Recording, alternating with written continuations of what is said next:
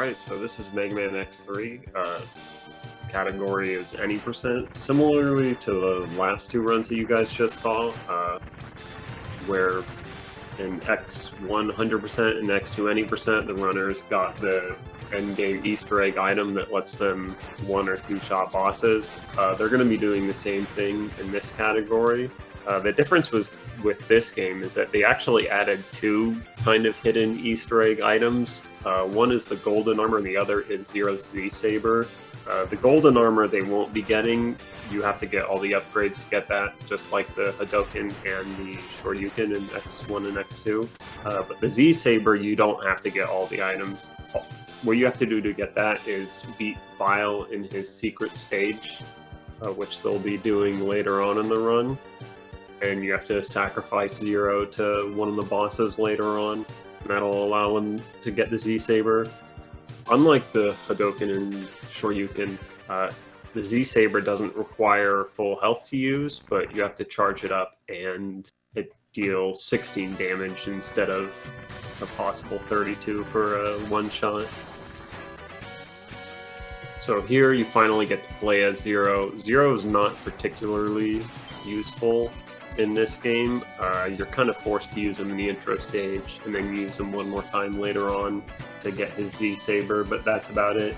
You can also use him. He has a much larger hitbox in X, so Cass can do some useful zips with him, but it's definitely not an RTA thing. Coming up, the intro boss is Mao the Giant. Just like the CF-Zero fight in X2, you're going to see them going back and forth, creating a Doppler effect between each pair of shots. If they fire the uncharged Buster shot from far enough away that it's 20 frames prior to the boss's invincibility frames. Actually, no, they're not doing that in RTA. Well, they do it on one shot. I think that was... Yeah, Luis did it on one shot just so he could get one fully charged Buster shot without having to wait too long to charge for it. Which saves a little bit of time.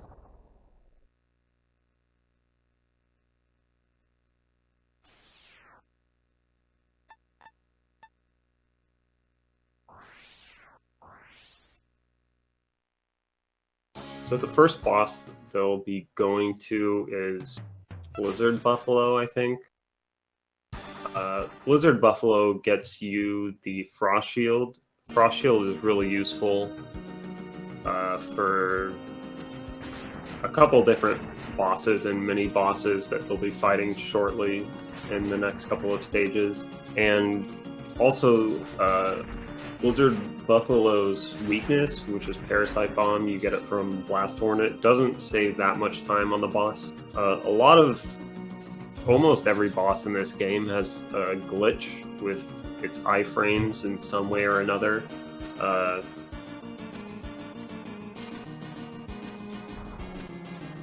guess Buffalo is one of the few that doesn't, but also most bosses have a weakness that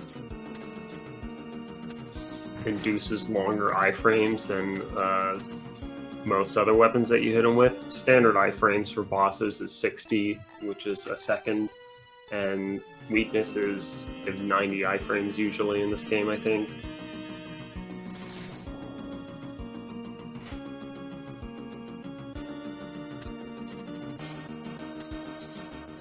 So you're going to see them abusing a glitch in Blizzard Buffalo's AI, where every time he turns around, if you're above a certain position on the y-axis, he'll actually think that you're behind him, and he'll turn back around and charge the wall.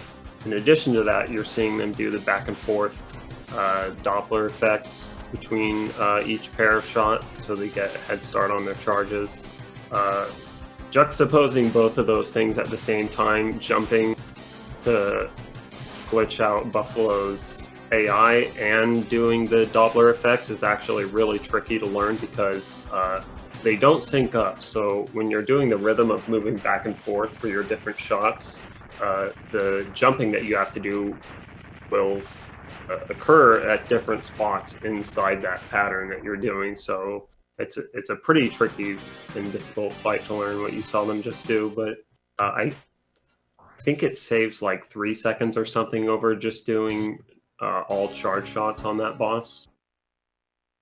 I don't remember the exact numbers. So Luis is going to Seahorse next.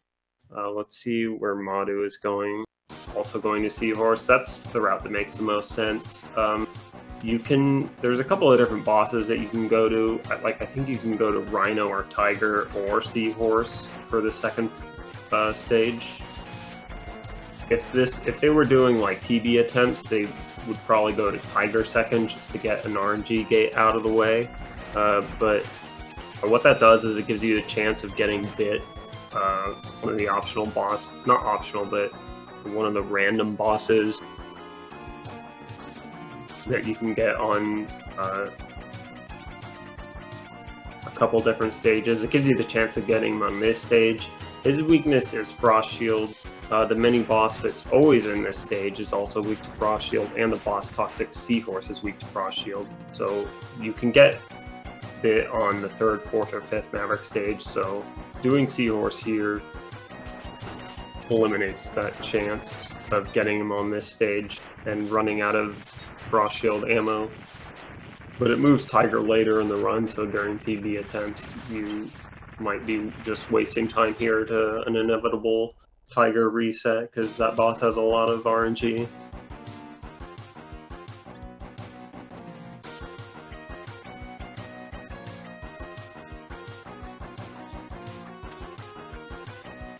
So Seahorse has a glitch with his iframes. I forget exactly how it works. I think it's the higher up that you hit him with Frost Shield, the longer you'll have a period where you can just dump Frost Shields into him with no immunity. But if you hit him at the end of that, like after that period expires, you'll give him his long iframes, and you won't be able to hit him when he's in the air the next time. So you saw them both do the quick kill. None of them bled their shots over past the no iframe period, and they're able to get 2 cycles there. We have a $10 donation from Leandrum90. Leandrum said, I hope we can still hit $4,000 and help both runners on getting to AGDQ.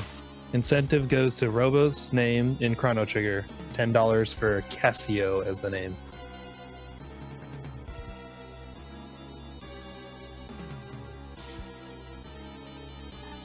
So here we have a really long cutscene. It's just Dr. Doppler, who is the alleged antagonist at this point in the game, telling Bit and Bite and this mysterious Maverick who looks oddly familiar what they need to go do to destroy X or something like that. Basically, it just means that now you can fight those 3 in various stages. So they're going to Rhino now. They could have gone to Tiger, but going to Rhino just means that they'll be able to use the Torpedo Fang, I forget what it's called. But it's this drill attack that you get from Rhino that allows you to give you the ability to pass through enemies for a certain number of frames. Which I don't know if that's intended or if that's a glitch, but you can use it to save some frames by going through enemies in Tiger Stage and other stages. So it looks like Madu got Bit on this stage, whereas Luis didn't, so he's just going to get it later on. Bit's weakness is Frost Shield. If you kill Bit with his weakness, it'll trigger a long explosion. If you don't kill him, it'll just scare him off. You don't want to kill him because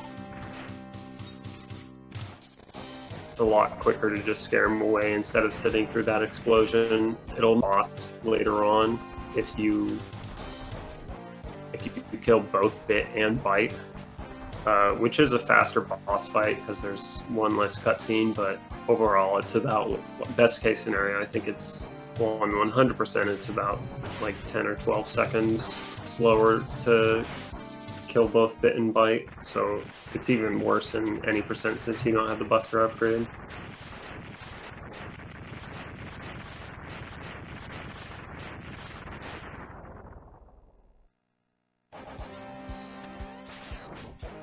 So Louise is on the Rhino boss fight now. This is another AI glitch.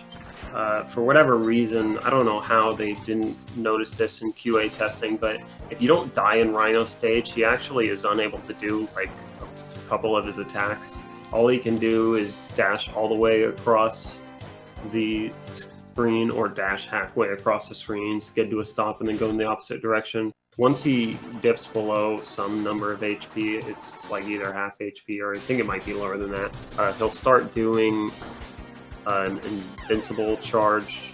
That's unfortunate for Madhu. Since he died, we're actually going to get to see those attacks. He can I shoot got out. an issue of getting stuck on the floor. It can happen sometimes on X3 that you get your inputs eating. Oh, yes, that's another thing. There's a couple different rooms in this game where you can do inputs and they just get eaten, and it's really unfortunate. There's some stuff like that in X2 as well, like in the Gator refight, it doesn't let you do weapon swaps some of the times depending on when you try to do them. And I like the Bit and Bite fights as well as the Rhino fight are notable examples in this game where that likes to happen.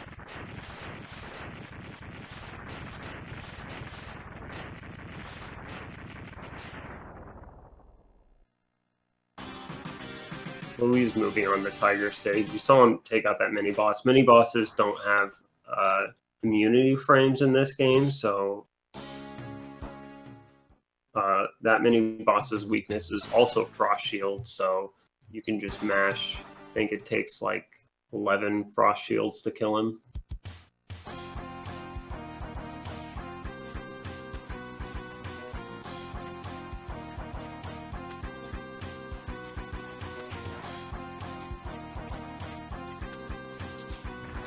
No, it takes 11 to kill the other guy. I forget how many it takes to kill that guy.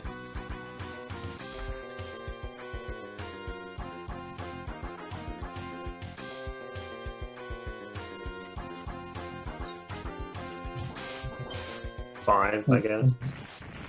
We have a $30.48 donation from Nathaska with no message. Thank you for that donation. If you'd like it to go through to one of the names in Chrono Trigger, just let us know in the chat.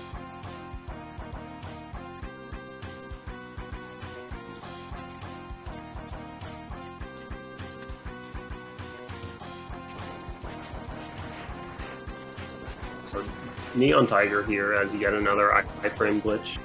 Every time he does an action, his iframes reset. So you pretty much want him to just stay on the ground and fire his Ray Splasher move non-stop. Looks like Louise is getting one Tiger Slash here. So that's a pretty decent fight overall.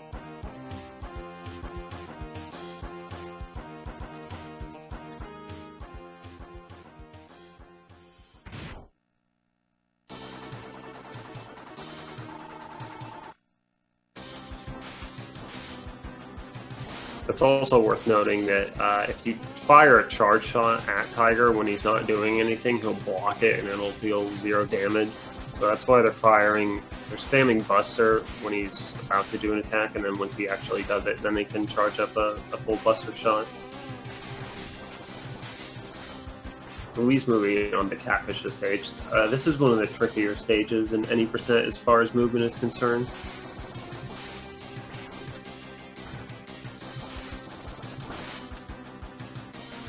Looks like Madhu got, I think, 2. invulnerability slashes there, so a moderately decent fight overall as far as RNG is concerned.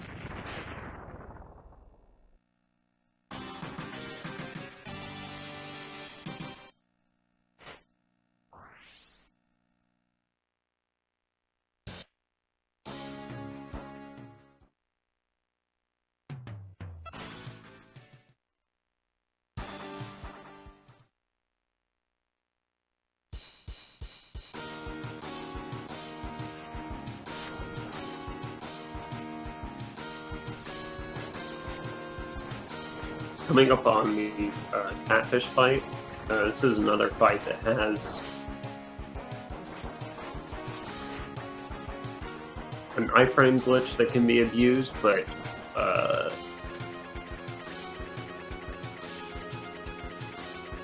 it's kind of hard to take advantage of it in RTA since it requires specific RNG to do so. But he also, his AI is a little bit weird. The way it works is once he dips below half HP, he'll finish whatever his current attack is, and then he'll go into desperation mode, where he'll jump to the center of the room and start doing this invulnerability attack, and then you have to switch to drill to break him out of it. It's the only way to break him out of it. You saw Luis when he did the first drill there. He did it pretty soon after that buster shot, so he was able to utilize that iframe reset. One thing that you can do is you can kind of just stay, I think it's, you stay on the left wall, and he won't be able to jump to the center of the room. Like, he'll keep trying to jump at you towards the left. But you have to take a lot of damage boosts to pull that off, which can be risky. I know that the all stages tasks, which doesn't have Tornado Fang there, abuses that to one cycle him. I don't know if that's... I think Madu just got one drill there.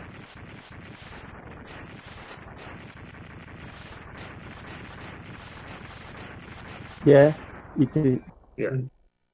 That's the ideal fight there, is one drill, just the iframe reset.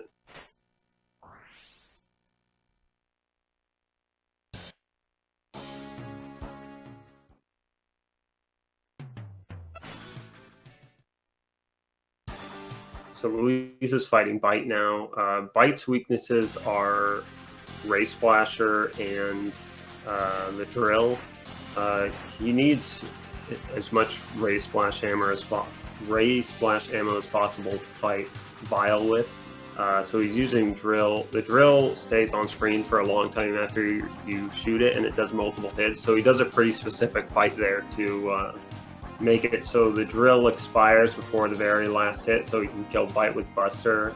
Just like that, he doesn't want to kill him with his actual weakness, because that'll do like a 15-second explosion or something. It might be a little shorter than that, but still is a pretty huge time loss. So now they're going to fight Vile on a secret stage. This is strictly to get the Z-Saber later on, so they can two-shot the endgame bosses.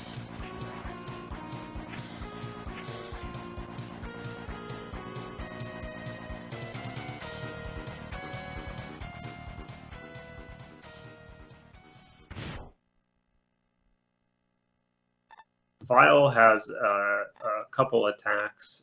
There's absolutely no RNG in the fight. It's completely pattern-based. He just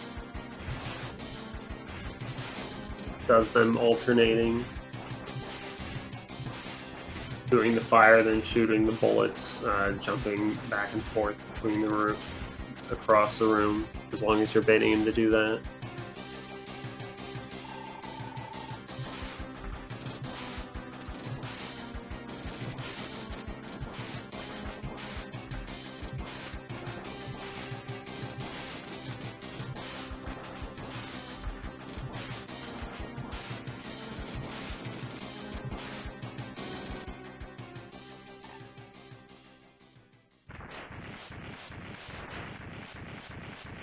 This escape sequence here is pretty much the laggiest place in the game.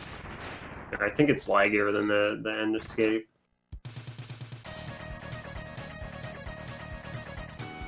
So you'll notice them just hopping along the ground instead of dashing. Dashing creates a lot of dust sprites, which can create a lot of lag.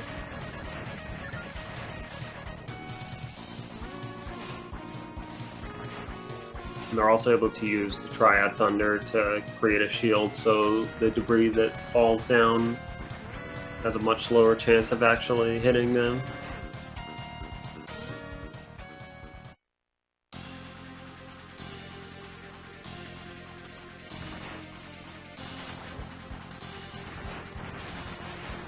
Coming up is the crawfish fight. Yet another fight that has an iframe glitch.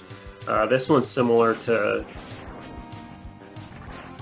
seahorses in that if you use his weakness on him, it gives you a period of time where you're able to freely hit him without any iframes. I think the TAS 1 cycles him, and I think RTA can 2 cycle him. So yeah, Luiz is easily able to get the 2 cycle there. He had barely any HP left after the first one. Unlike X1 and X2, Dash Lemons, against normal enemies, they still do 2 damage. But against bosses, they only do 1 damage, so you don't need to do Dash Lemons against bosses, because it deals the same amount of damage.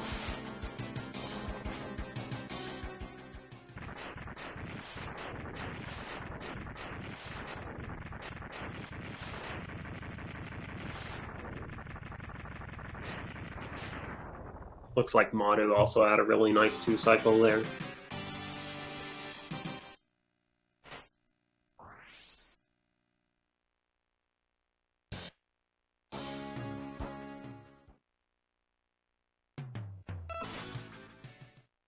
So now they have Spin Blade coming up in Gravity Beetle stage. Spin Blade is a weapon that just deals entirely too much damage. It pretty much one-shots just about any enemy in the game.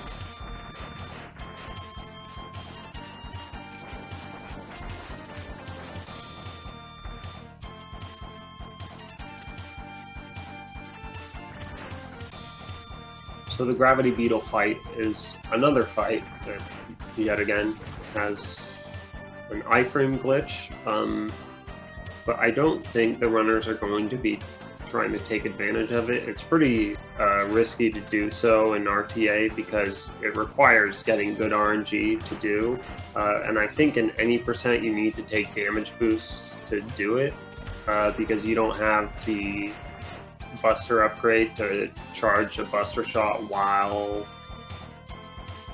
firing the Ray Splasher.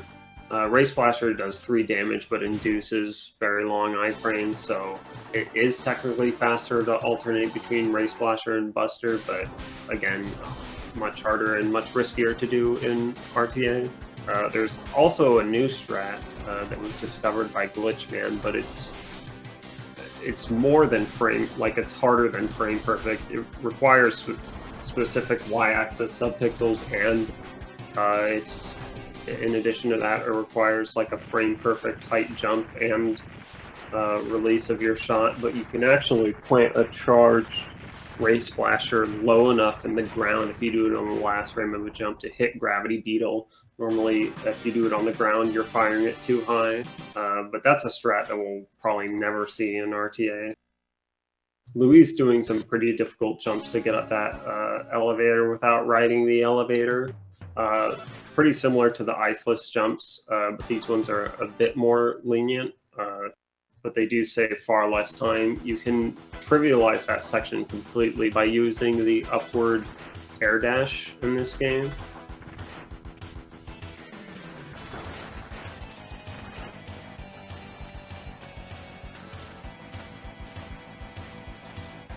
I'm not sure if Louise ended up getting an extra hit there. The like peripheral splash shots from the acid spray actually do less damage than the main clump itself. So one of his earlier shots was from the tiny splash hitboxes, so he may have gotten an extra hit in that fight on accident.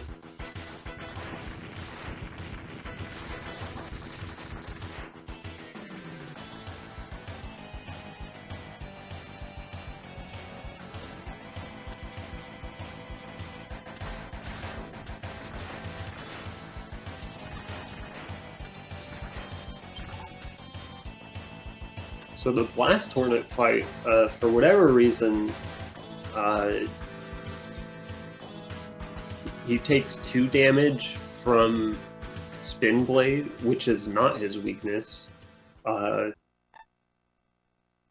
60 iframes, which is like the highest DPS you can do to any boss at all, period, besides like bosses that are weak to charge Triad Thunder. And of course, besides the Z-Saber, if you use his actual weakness on him, Gravity Well, it only deals 1 damage per tick, and it induces incredibly long iframes. So Spinning Blade is the fastest way to kill him in his first fight. And there, now that Madhu has fought by, they're both in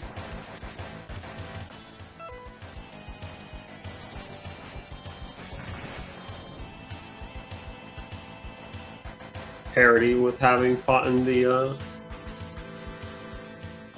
2 bit and bite fights in the 8 mavs.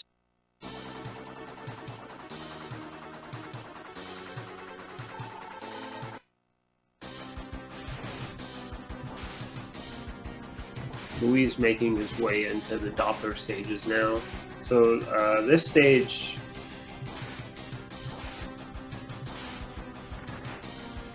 is where you would get the first Easter egg item, the golden armor, if you had collected every upgrade, but they don't do that in any percent, so he's not going to be getting it, but he will be getting the Z-Saber in the next stage.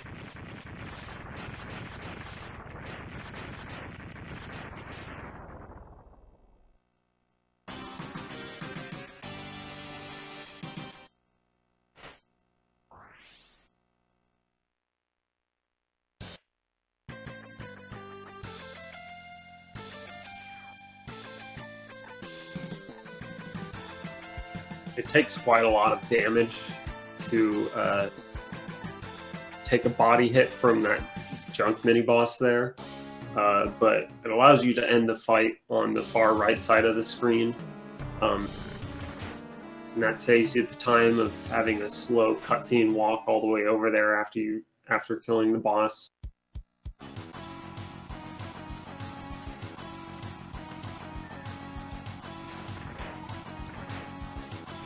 It's kind of tricky to get the last shot there perfectly because there's a slow startup speed to the frost shield, but you want it to hit the boss when you're over on the right side of the screen.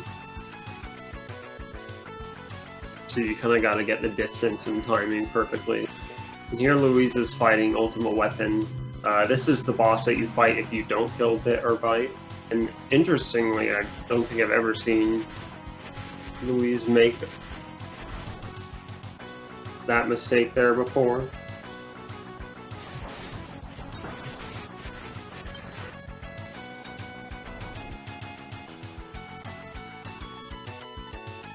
If you get grabbed by Ultima Weapon in any percent, you're automatically dead because you don't have enough health to survive it.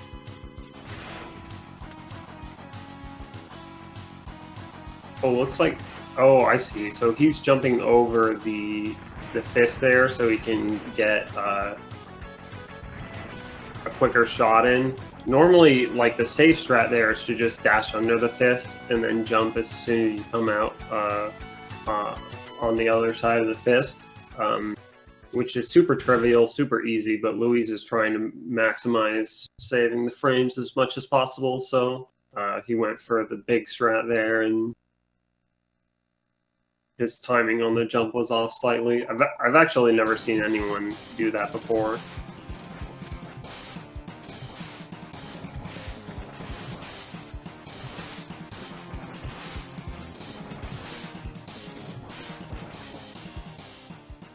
So Doppler 2, this is a really difficult stage in my opinion in any percent. It's really easy to take a lot of damage early on in the stage, which is pretty bad because you need to take damage during the elevator skip. So Luis is switching to 0 here to get owned by Mosquitus, and that will allow him to get the Z-Saber from 0. Mosquitus has some pretty annoying RNG in his descent after you kill him. He kind of moves around randomly, and there's a specific set of conditions that need to be met for him to actually explode on 0. He needs to be like directly above 0 on the same X coordinate and like move directly down, but he can move in any of the 8 45-degree angles. So Luis is coming up on the elevator skip here. These spikes are insta-kill, but you can take damage from the enemies to wall jump on the spikes a couple times. And similarly in X2, you can use the Saber here to neon jump, so Luis had a pretty flawless elevator skip there.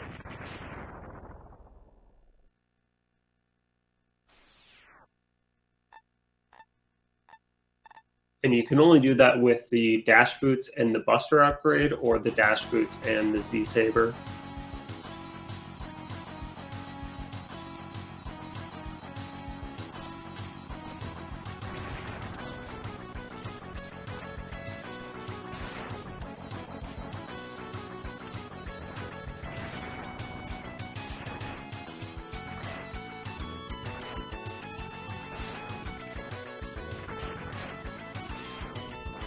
Nice, and a very clean elevator skip from Madu as well.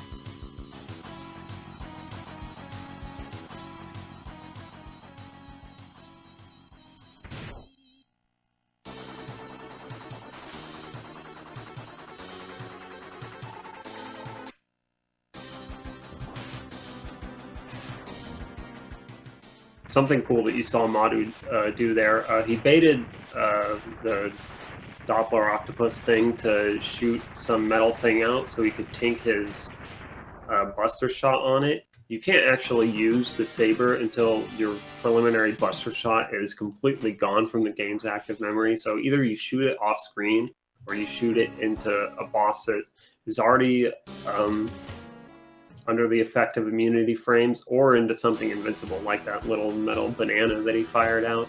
It's faster to fire it into something rather than off screen, so that's a pretty nice time saver there.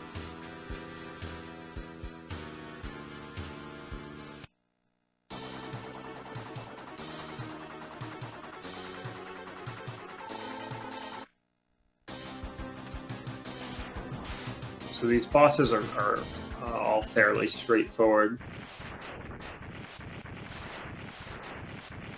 2 Saber hits to kill most of them, with the exception of Seahorse and Crawfish. Those are the 2 bosses that have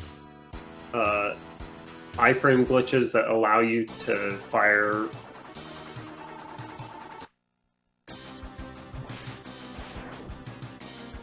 It's like Luis is having some trouble here. You can actually kill him with just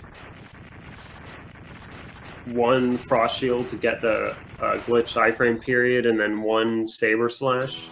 Saber deals 16 damage per frame, so when Seahorse doesn't have immunity there, you can actually deal 32 damage to him over the course of 2 frames. And there you saw it again, Madu did essentially the exact same thing as the Seahorse boss. You just use their weakness on him to get the free iframe period, and then hit him with one saber for 32 damage. The Neon Tiger fight here that Louise is doing is probably the trickiest fight. Similarly to the first time you fight him, he'll block your charge shots. Well, since you have to charge up to use the saber, it's actually also considered a charge shot. So you can only use it on him when he's using an attack. So if he's using that Ray Splasher attack and you're going in for a saber, you really need to make sure you don't get hit by one of the projectiles before the saber makes contact with him. And yeah, they're doing different boss orders, so we won't really know who's ahead until after they finish all 8 of them. I think Madhu caught up with Louise a bit there with that Seahorse kill. Gravity Beetle is one of the most annoying bosses in the refights because he can go immune, just like in the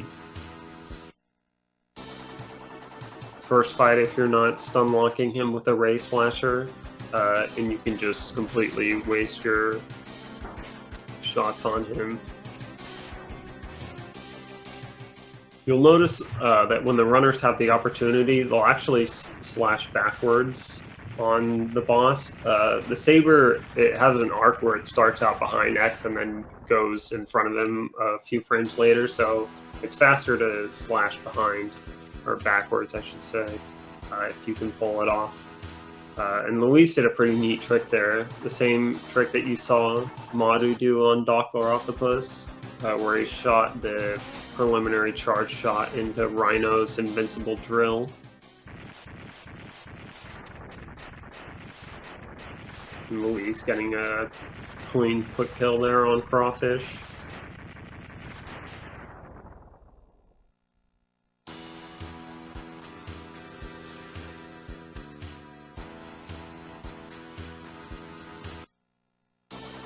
Alright, so Luis is done with all the 8 bosses, so it looks like he's still a little bit ahead. I think Madhu is on his final boss here, Rhino.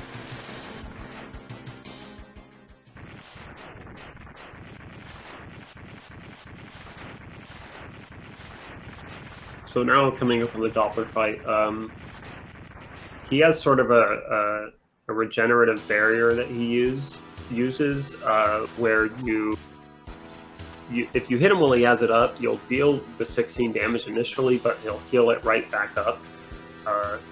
Very unfortunate death from Louise there. At this point in the game, everything deals like at least 16 damage or at least 8 damage or something, so it's pretty much 2 hits and you're dead from anything.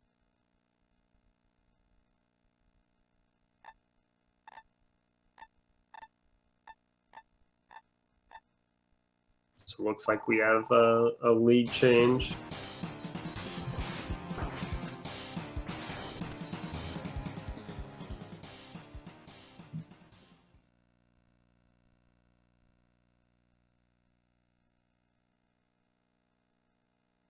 An unfortunate double tap dash, apparently.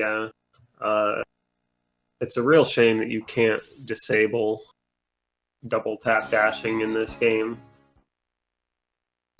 or any of the X games for that matter.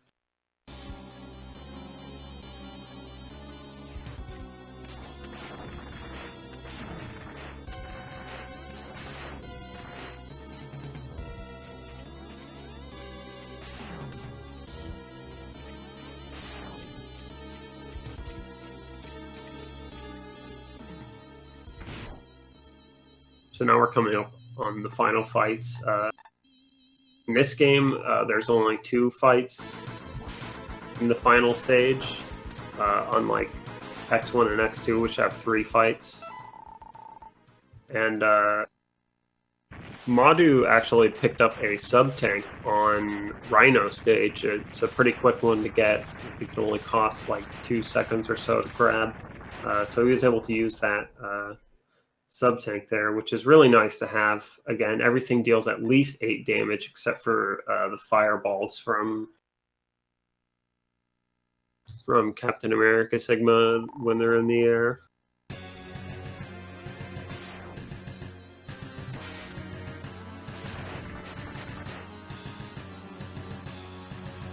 All right, nice Kaiser Sigma kill from Madu there.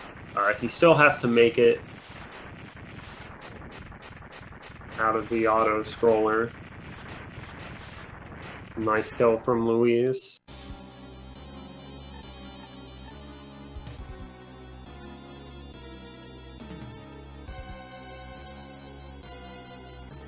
So Sigma Virus, or Wireframe Sigma, comes back for some revenge.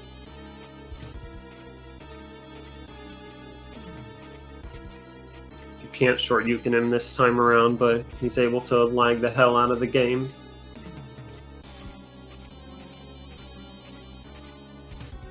Time for me.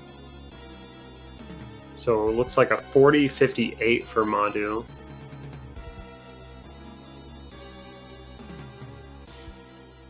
And time for Louise. I think that was a 41-10.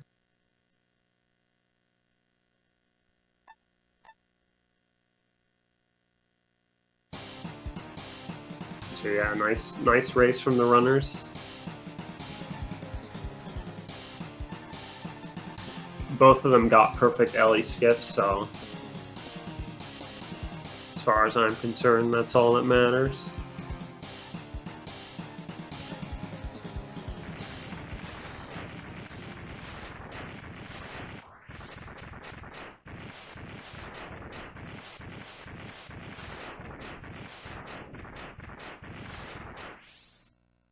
And yeah, that's Mega Man X3. Thank you so much, both runners. Great race and great commentary, Hatfield. Up next, we have Mega Man Unlimited by LV Creed.